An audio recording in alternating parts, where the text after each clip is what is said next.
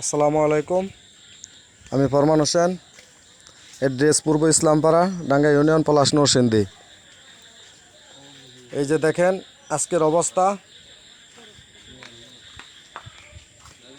আমার দোকানে ইমরানের নেতৃত্বে বিএনপির কিছু সশস্ত্র বাহিনী আইসা আমি দোকানে থাকা অবস্থায় এই যে আমার দোকানের যে অবস্থা দেখেন আপনারা কিভাবে ক্ষয়ক্ষতি করছে। কোনো কিছু রাখে নাই।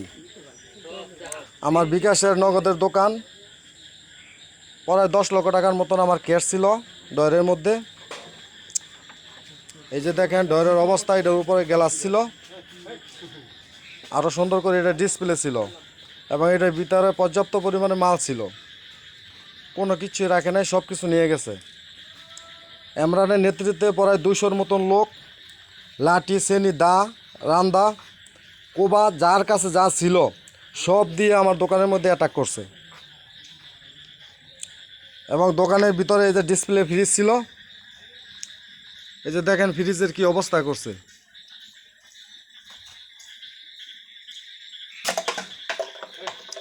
এই যে নিচে বিভিন্ন ধরনের ঠান্ডা ছিল, কেসের কেস ঠান্ডা এই জায়গা থেকে উঠায় নিয়ে গেছে।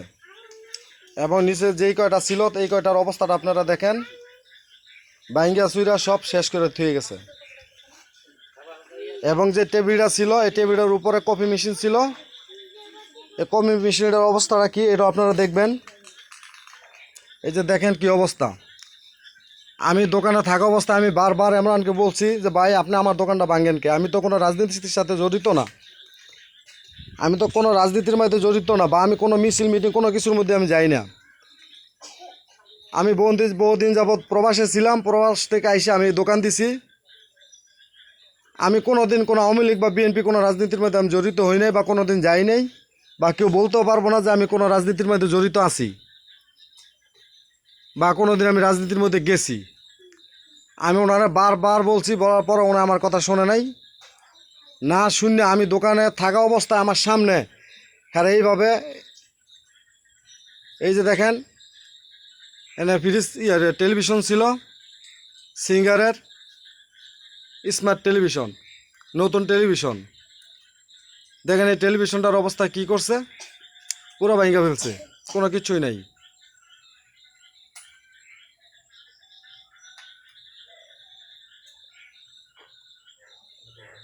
দেখেন অবস্থা। এবং আমার ক্যাশের মধ্যে পরে 10 লক্ষ টাকার মতন ক্যাশ ছিল।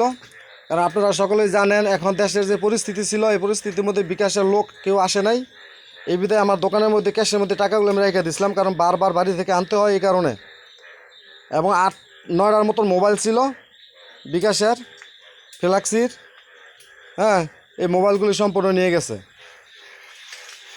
যে দেখেন কি অবস্থা। নতুন ফ্রিজ বেশি দিন হয় নাই আমি কিনেছি, দেখেন অবস্থা কি করছে। অবশেষে আমি দোকানে থাকা অবস্থায় একজন আমার ছুরিতে ফাড় দিতে চাইছিল। তারপর আমি যে পকেট গেট আছে, পকেট গেট দিয়ে আমি বাইরে বাড়িয়ে গেছি। বাইরে বাড়ি আমি পকেট গেট বন্ধ করে দিয়েছি, এবং আমার বাড়ির যে গেট আছে গেটটা পর্যন্ত তারা ভেঙে ফেলছে। যদি আমি পকেট গেট বন্ধ না করতাম তাহলে তারা আমার উপর আঘাত করতো। এমনের অবস্থার সৃষ্টি হয়েছে। এবং আমার বিকাশের দোকানের থেকে টাকা ক্যাশ তো নিচে, মোবাইল তো নিচেই, সিগারেট এবং কসমেটিক। এই যে আপনারা টেবিলটা দেখছেন, এই টেবিলটার ভিতরে পর্যাপ্ত পরিমাণে কসমেটিক ছিল, এবং সিগারেট, মোবাইলের কাঠ, এবং একটা দোকানের মধ্যে তো জানেন ডিসপ্লের মধ্যে কী কী পরিমাণে জিনিসপত্র লাগে, সবগুলি আপনার নিয়ে গেছে, লুট করে নিয়ে গেছে। তাদেরকে বারবার অনুরোধ করছি যে ভাই আমি রাজনীতির সাথে জড়িত না, আপনি আমার এইগুলি নষ্ট করেন না, কিন্তু তারা আমার কোনো অনুরোধ শোনে নাই। এই যে দেখেন গেলা জগটার ওই কলসিটার অবস্থা কি করছে। আপনারা সরজমিনে যদি কেউ দেখতে পারতেন তাহলে আপনারা বিশ্বাস করতে পারেন কত পরিমাণে টাকার আমার যে ক্ষয়ক্ষতি করছে। আমার কি দোষ ছিল, আমি তো কোনো রাজনীতির সাথে জড়িত না, তারপরও দেখেন এই অবস্থা।